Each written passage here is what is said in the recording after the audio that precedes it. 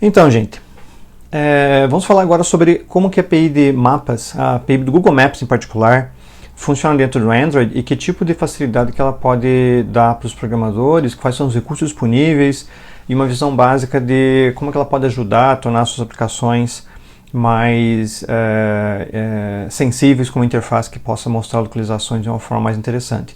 A gente já viu lá na apresentação da API de localizações, a Location API, de que você pode buscar a localização do usuário sempre que for necessário.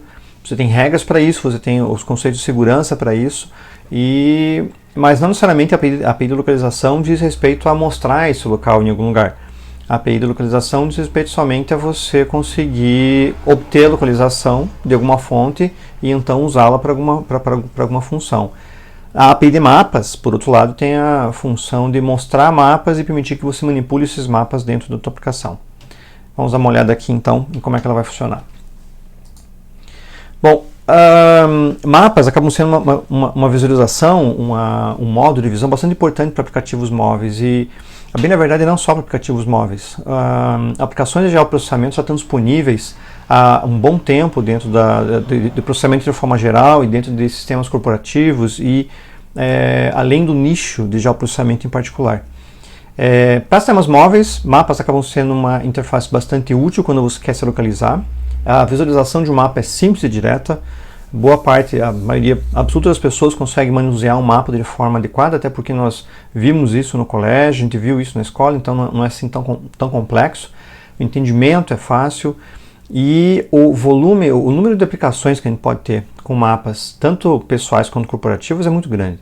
A gente está acostumado a ver essas aplicações do ponto de vista mais pessoal, mas as aplicações corporativas também são bem interessantes, principalmente ser ligadas às APIs de localização. Elas acabam sendo bem úteis nesse sentido.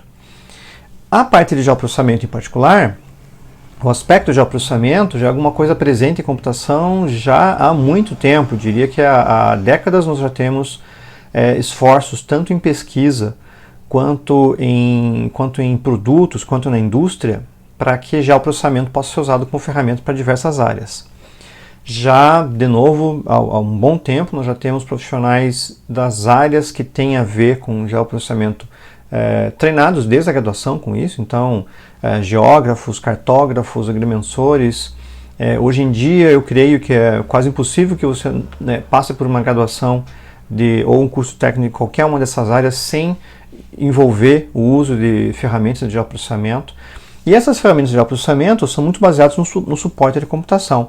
Então, ao longo das décadas, nós também de computação tivemos que, por um lado, dar suporte para os técnicos de geoprocessamento, para as diversas áreas que utilizam geoprocessamento, e por outro, tivemos que avançar as nossas ferramentas e proporcionar mais ferramentas para eles, de forma que eles possam usar isso para os seus fins específicos.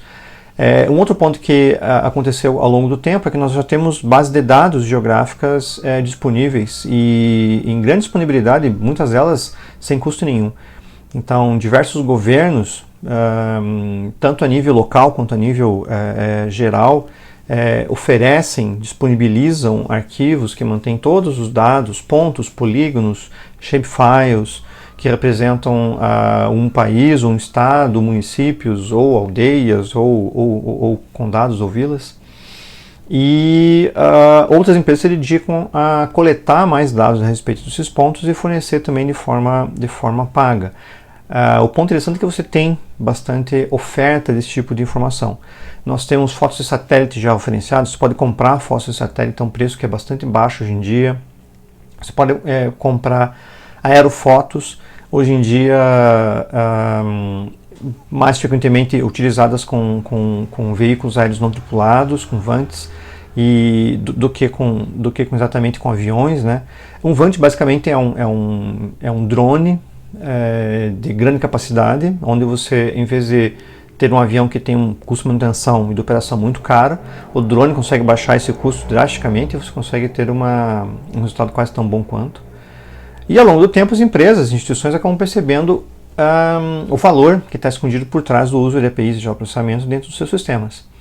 Então, se a sua empresa tem qualquer tipo de informação que possa ser tratada de forma geográfica, quer dizer, você quer plotar seus clientes para ver qual a distribuição deles dentro de um mapa, você quer plotar os clientes e dividi-los em grupos para saber quais são os mais interessantes, plotar seus mercados, plotar suas rotas, seus vendedores, suas filiais, mesmo para aplicativos para empresas pequenas, as APIs de mapas podem ajudar a saber como determinar o mercado, como achar as regras do mercado e coisas assim. Então, passou-se a ter, assim que as ferramentas começaram a ficar cada vez mais numerosas e, por conseguinte, mais baratas e mais acessíveis, isso passou a ser mostrado para um público cada vez maior. E a gente tem isso de forma mais fácil hoje em dia. O conjunto de APIs, na realidade a gente vai falar aqui sobre o Google Maps, mas a gente tem um conjunto grande de APIs disponíveis para mapas e um conjunto também grande de providers, de provedores de informações para gerar mapas. Isso tanto para aplicações desktop, vocês devem lembrar do Google Earth, que fazia um sucesso muito grande há um bom tempo instalado em desktops. Eu creio que eu tenho ele instalado no meu desktop ainda, mas não tenho certeza sobre isso, mas algum tempo atrás as pessoas gostavam de usar o Google Earth para ficar navegando. Creio que hoje em dia a interface web do Google Maps já consegue te dar quase toda essa capacidade. Mas enfim, aplicativos desktop, aplicativos web, aplicativos móveis tem um back-end baseado em bases de dados geográficas que várias empresas fornecem. A gente está acostumado com os grandões, com o Google, o Bing, alguns mais antigos, mas que ainda continuam funcionando com outros nomes, como Nokia, Yahoo e outros. A NASA fornece informações e coisas assim. Então, você pode se conectar a diversos provedores para obter essas informações. Governos e instituições menores também podem comprar e utilizar fotos de satélite e mapas já referenciados de empresas especializadas, com uma precisão até bem maior do que você consegue dentro de um Google Maps ou similares. E você tem, então, um mercado bem concorrido e bem fornecido com soluções a respeito de geoprocessamento. Existem também várias APIs que são abertas, então se vocês consultarem a Wikimap ou OpenStreetMaps, vocês vão perceber que vocês podem baixar informações e usar informações sem precisar pagar nada. E essas APIs têm uma funcionalidade que talvez não seja tão expressiva, tão numerosa em termos de features quanto um Google Maps, mas conseguem satisfazer uma série de necessidades básicas que você precisa para aplicativos. Nem todas essas APIs que estão citadas aqui nesse slide têm seu lado móvel, né? Tem APIs que rodam em dispositivos móveis, em Android, iOS ou coisas assim. Isso vai fazer com que você tenha um volume de escolha um pouco menor. Se você está mexendo com Android e iOS, você tem de forma muito fácil as APIs do Google. A ideia do fornecedor de APIs é tornar isso tão fácil para o programador que dificilmente ele vai optar por um concorrente, mas a própria Apple tem o Apple Maps e pode fornecer isso também para os desenvolvedores. A questão é que daí você vai acabar tendo uma disputa em relação a preço e em relação a funcionalidades. E algumas das APIs gratuitas não têm tantas features assim. O nível de informação que você tem, a precisão e a quantidade de características disponíveis, de dados disponíveis para cada API também pode variar drasticamente. Então, a API como o Google Maps tem um conjunto grande de informações, mas um Wikimap ou OpenStreetMap já tem um volume bem menor, porque na realidade você não consegue ter tantos recursos para conseguir coletar esses dados. Outro ponto também é o fato de que grandes cidades, em grandes centros, podem ter bem mais dados disponíveis do que cidades pequenas do interior mais afastado de capitais ou coisas assim. O mesmo vale para países. É provável que em alguns países europeus, os Estados Unidos ou coisa assim, você consiga achar vilarejos pequenos que estão completamente traceados com ruas, com tráfego, isso na API de mapas, né? Tráfego, o arruamento, fotos de satélite de alta resolução e coisa assim. E talvez você ache cidades maiores, no Brasil, por exemplo, ou em outros países que não são tão centrais, que tem uma resolução menor ou tem um conjunto de informações bem mais diminuído. Mesmo aqui no interior do Paraná, não é incomum você achar algumas cidades, até de tamanho razoável, cidades que abaixo de 50 mil habitantes, eu imagino, mas eu já vi algumas na faixa dos 20 e poucos mil habitantes, onde você tem fotos de satélite de boa resolução em uma parte da cidade só. Você até tem algumas delas o Google Street Maps, por exemplo, mas não em todas as ruas, uma ou duas ruas principais da cidade. Quem dirá nas cidades com 5 mil habitantes ou menos.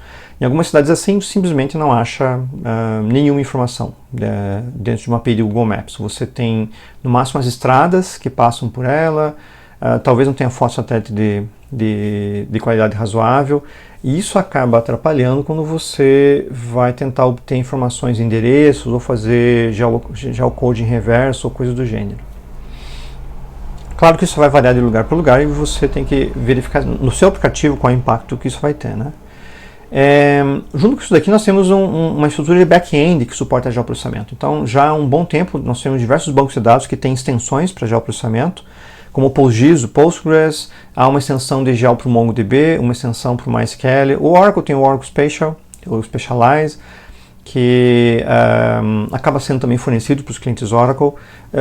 De forma bem simplista, o PostGIS do Postgres é um dos mais usados, um dos mais disponibilizados, e ele, por mais que seja gratuito, ele oferece recursos tão bons que uma parte das empresas, mesmo tendo licença para um produto pago, acaba usando esse produto e preferindo pagar o valor em termos de suporte ou profissionais ou coisas assim. Junto com isso, nós também temos os softwares de GIS, de processamento de informações geográficas. Aqui essa figura aqui é do QuantumGIS, um desses softwares, mas nós temos vários outros, o QuantumGIS, o Saga, que são softwares gratuitos, open source, ArcGIS, que é um software pago, muito bem, que oferece um conjunto grande de funções.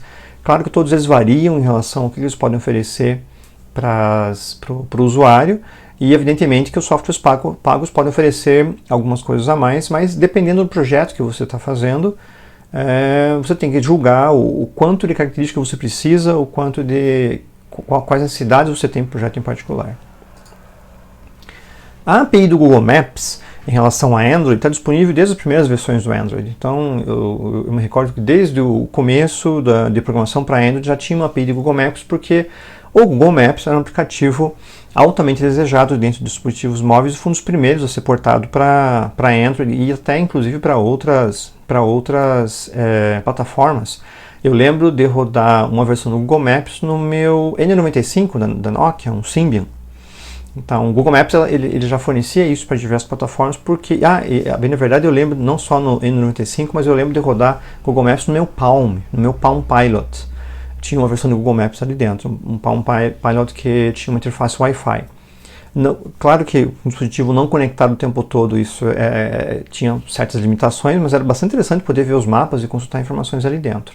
Então, o Google Maps sempre ficou bem presente dentro de dispositivos móveis. E as APIs de programação, por conseguinte, também. Porque a Google não só queria que as pessoas usassem o aplicativo dela, o Google Maps, mas que usassem os mapas da Google dentro dos seus próprios aplicativos.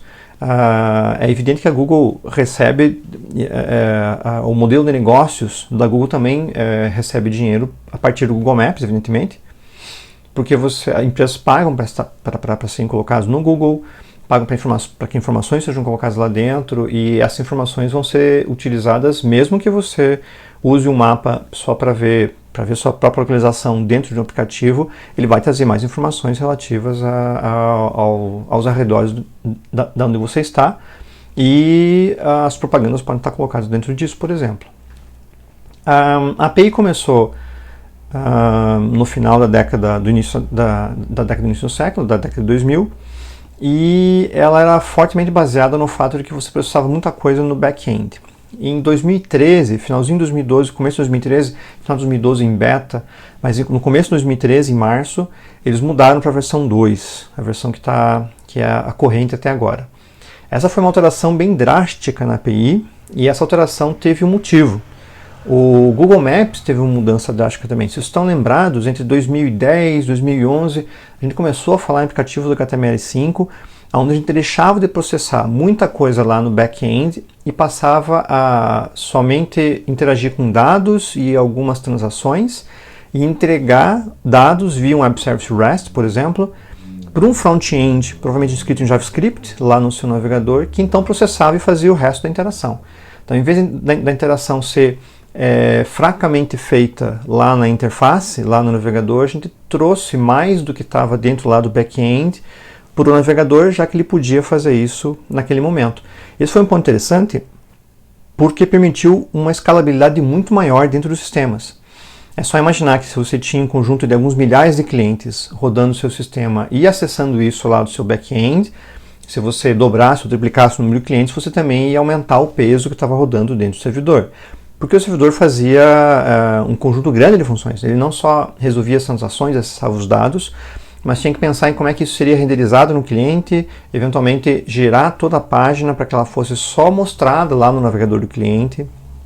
Parte da interação era tratada assim na interface, nós já tínhamos um volume razoável de JavaScript e Ajax rodando dentro da interface, mas nem tudo era tratado lá. A interface era bem mais simplista, muito mais preocupada em apresentar coisas, receber os toques do usuário, os cliques e ações do usuário, processar brevemente e depois enviar tudo isso para ser tratado dentro do servidor.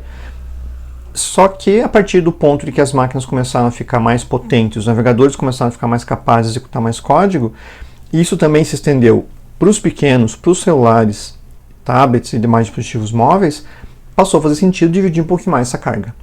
Então, o back-end funcionaria somente como um repositório de dados e para execução de transações ou coisa assim, e boa parte do código de tratamento da informação, tratamento de interface e o resto que era feito no servidor passou a ser executado no navegador. Isso fez com que as empresas passassem a dividir o custo do processamento com o cliente. Então, parte do que você estava rodando na aplicação, parte da aplicação efetivamente rodava no cliente, gastando o CPU do cliente. E se gastava o CPU do cliente, você não estava gastando o servidor. Portanto, com o mesmo grupo de servidores ou o mesmo número de servidores que você atendia 1000 clientes, já que você passou parte da responsabilidade, passou parte do código para rodar lá no cliente, você ia passar a atender 10.000 ou mais do que isso.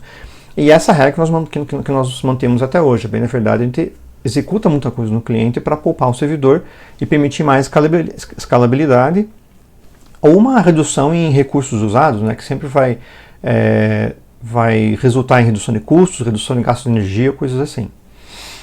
Esse foi basicamente o motivo pelo qual a API do Google Maps teve que ser mudada.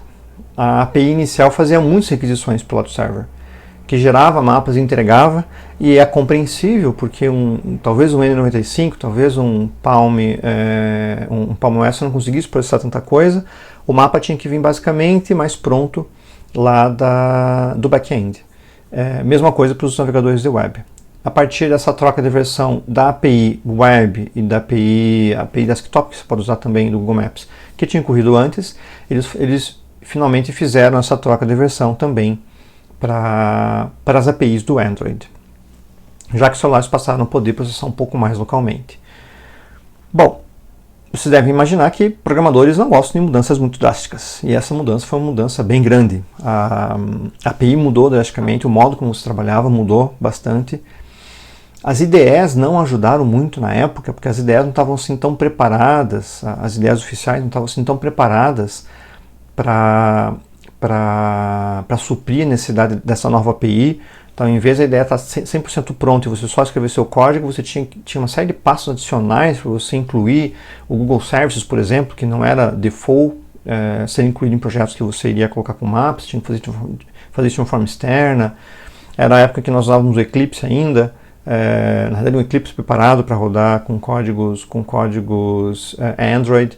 Então, os programadores nunca gostam de mudanças, e esse caso não foi uma exceção. Todo mundo chiou.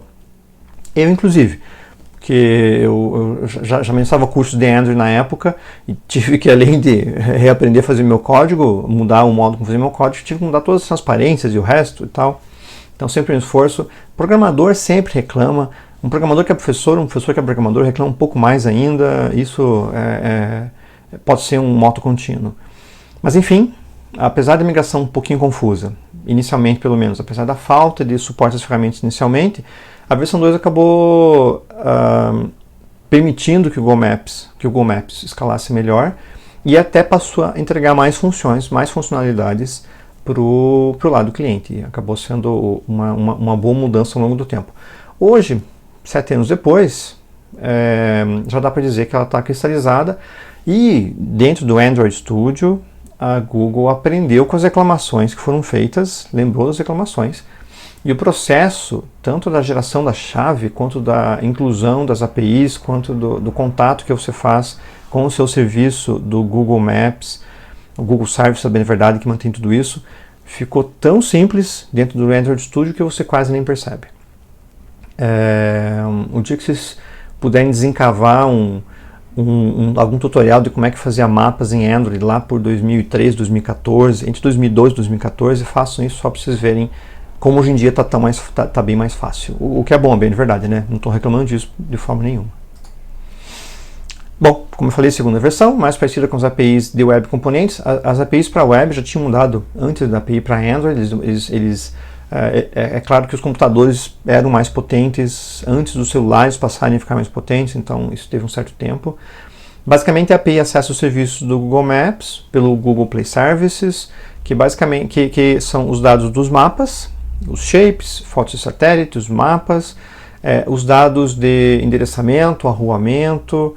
Você pode enviar requisições para resolução do endereço, resolução de coordenadas. E além de você ver o mapa, além de você mostrar o mapa e controlar como é que o mapa é mostrado, você pode adicionar o que a gente chama de overlays, que são basicamente objetos que ficam por cima do mapa, não fazem parte do mapa, mas são objetos locais que você desenha. Esses objetos vão desde o marker, aquele bulletzinho aquele point que você coloca dentro do mapa, até polígonos, polilinhas, layers com bitmaps. Você pode mudar os ícones dos bullets para que eles sejam realmente um ícone que você escolheu. Figuras diversas, então você pode desenhar, pintar em cima do mapa e criar uma interface bem mais interessante para o usuário. Além de poder capturar os eventos que o usuário tenta fazer no próprio mapa também. Tem algumas classes que são as principais. A classe Map Fragment é a classe ou a Compact Map Fragment é a classe que vai receber o mapa dentro. Então isso aqui é um exemplo simples de uma Map Fragment. E essa Map Fragment vai poder ser incluída dentro de uma Activity. É o objeto que você coloca dentro da Activity para que ele possa plotar, renderizar o mapa dentro dela. A classe Map Fragment mostra o mapa, mas na realidade você tem que ter acesso a um objeto que vai controlar o mapa. Esse objeto é o objeto Google Map. É uma instância da classe Google Map. Na realidade você obtém essa instância a partir do Map Fragment, porque o Map Fragment tem o mapa e pelo Google Map, que é objeto de controle, você interage com ele.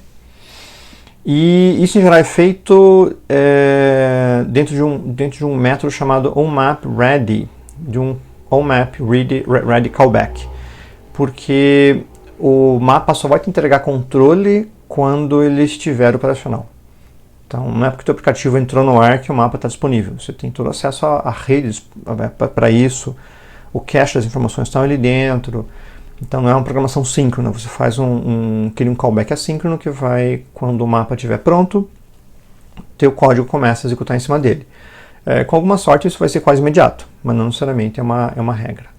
E uma vez que você tem acesso ao objeto Google Map, você pode controlar uma série de coisas, como a posição que está no mapa, pode fazer hover em cima do mapa, colocar objetos, controlar o zoom do mapa, controlar a aparência do mapa e mais uma série de coisas, que é justamente o que a gente vai passar a ver nesses próximos slides. Um ponto interessante antes é que para você usar os serviços da API de mapas do Google, você tem que ter uma chave específica para isso, porque isso tem um custo. Basicamente, você tem um número específico de chamadas que você pode fazer para o serviço de mapas mensal, que é gratuito, tem um volume pequeno delas. Basicamente, dá para testes, vai ser mais que o suficiente, mas não passa muito disso. E a partir desse momento, quanto mais requests você fizer para a API de mapas, os requests tanto de mapas quanto requests para resolver endereços ou coisa assim, você vai passar a ter que pagar uma taxa para o Google. É evidente que esse serviço é cobrado, uma das fontes de renda que eles possuem. Então, quando você é um desenvolvedor registrado na loja do Google, você tem um ID seu e a partir desse ID você pode gerar um certificado e cada aplicação sua vai assinada com esse certificado, uma aplicação específica que você tem. E se você tem mapas, se tem 10 aplicações na loja do Google e 5 delas usam mapas, o volume total das requisições feitas pela API com aquele mesmo certificado, né, evidentemente, vai ser cobrado da sua conta ao final do mês. Então ele vai fazer a cobrança por requisições que você tem. Por isso que é interessante que se você tem um projeto, se você tem uma aplicação que vai usar mapas, vai mostrar mapas e vai passa a ter um número razoável de requisições por mês, enquanto que você pode ter milhares de clientes ou coisa assim, é bom que você se prepare para algum processo de monetização. Então a tua aplicação de alguma forma tem que ter meios para se manter, porque você vai precisar pagar por isso no fim do mês. Bom, o Google Play Services é uma biblioteca, então o SDK que tem que estar disponível dentro do Build Gradle. Nós vamos ver na demonstração como fazer isso. E outro aspecto que tem que ser colocado é a chave gerada pelo Google Maps API para você. Então, quando você vai criar um projeto que use mapas, você tem que pegar o teu certificado, entrar em contato com o Google Console, o Google Developer Console. Lá você cria um projeto, diz que vai usar o Google Maps para Android. Ele gera uma chave específica para aquele projeto, que pode ser só para aquela aplicação, ou para mais de uma, mas é bem na verdade para um projeto em particular. E aquela chave vai concentrar todos os chamados que ele possui, e você é obrigado a colocar essa chave dentro do teu projeto. Sem essa chave, o teu aplicativo até pode tentar fazer requisição para o Google Maps, mas ele não vai te acatar de forma nenhuma.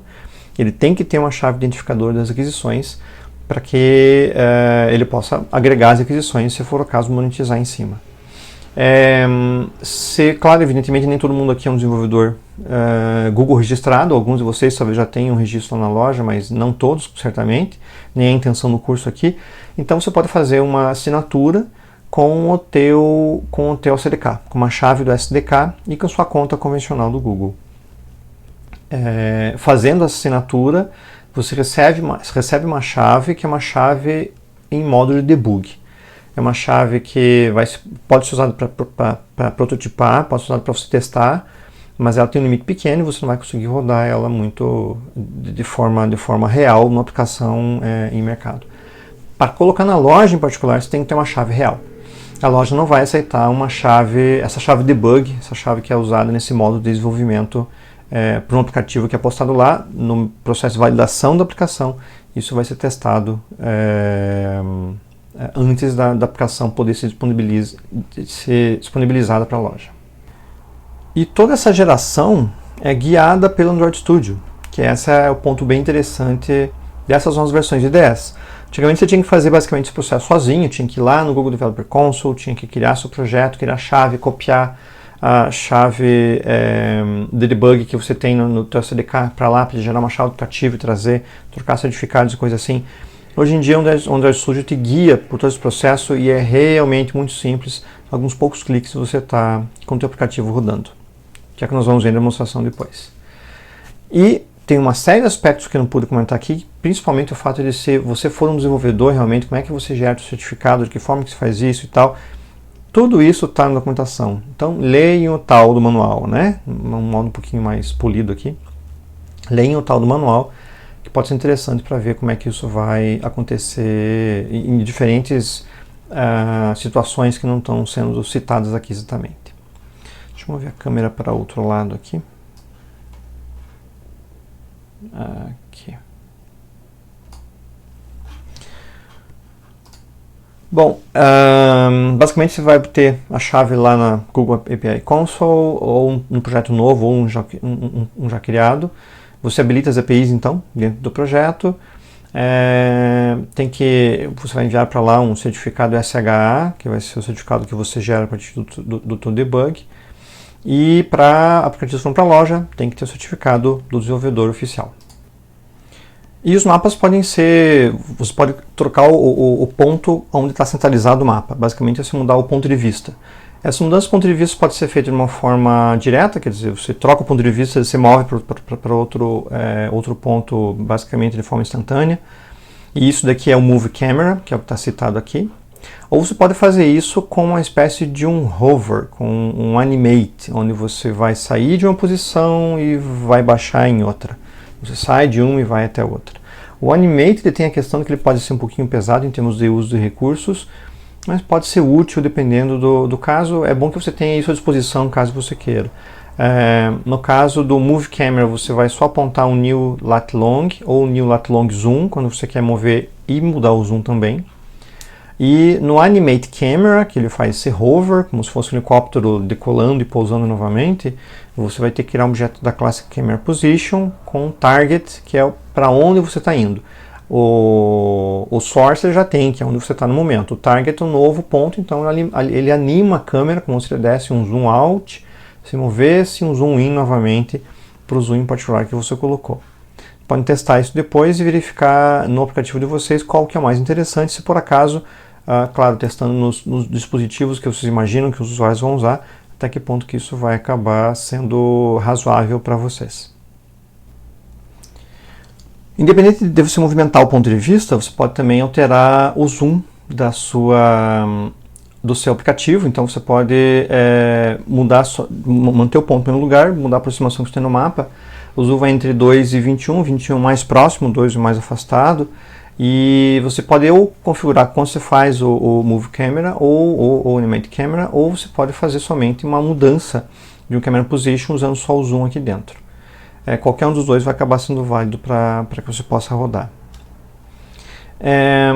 Para você incluir marcadores, você vai usar o objeto Marker Options para incluir um marker dentro do mapa. Esse Google Map é a referência que você tem para o mapa, que está dentro lá do Map Fragment. E você tem que passar latitude e longitude, e você pode passar opções para esse marker. Por exemplo, um título que nós temos aqui, o TFPR. Aliás, essa posição de latitude e longitude é basicamente mais ou menos o centro da própria TFPR. 25 graus latitude sul, 49 graus longitude oeste. E você cria o Marker Options com a Position, com um objeto novo da classe LatLong com latitude e longitude, um título e adiciona ele ao mapa. Ele vai aparecer com aquele marcador padrão, aquele bullet padrão que o Google usa. Você pode colocar algumas opções dentro dele, como por exemplo um snippet, que é um texto um pouco mais extenso. Então você pode colocar um título somente, que é um texto menor, e uma descrição um pouco maior, que é um texto mais extenso. O método que faz isso é snippet do Marker Options. E você pode trocar tanto a cor quanto a forma dos bullets, dos ícones que são colocados para os pontos. A cor, basicamente, são as cores todas que estão disponíveis aqui dentro, já são constantes de uma classe disponível, que é o Bitmap Descriptor Factory, com os diversos tipos de marker que você possui, e você troca isso daqui com o método icon lá do Marker Options. E além disso, você pode também trocar a própria imagem do ícone, carregando isso a partir de um arquivo, a partir de um resource file ou de outra fonte que você tenha. O tipo do mapa particular pode ser mudado. Então aqui nós temos os mapas convencionais, o mapa normal, o mapa de satélite, o mapa híbrido, que acaba sendo um mapa que junta o normal com o satélite, no sentido que você coloca as ruas, coloca os pontos de interesse dentro do mapa e coisa assim. E o Terrain tenta mostrar um pouquinho de quais as altitudes dentro do terreno que você possui, e um mapa físico um pouquinho mais específico disso.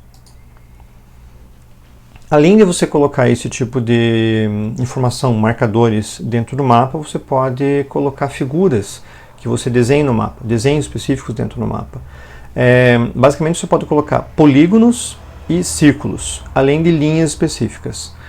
Um círculo você vai passar dois parâmetros somente, ponto central, latitude, longitude e o raio que ele vai ter. Ele vai criar um círculo ali, é muito bom para você gerar uma área em volta de um certo ponto de interesse ou coisa assim.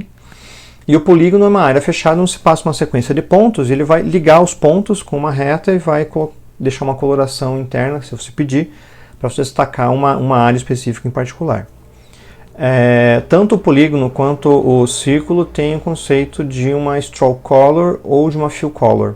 A cor de preenchimento, que pode ter um certo fator de transparência, um parâmetro alfa, e um stroke color, que é a cor da linha, que vai definir o polígono também.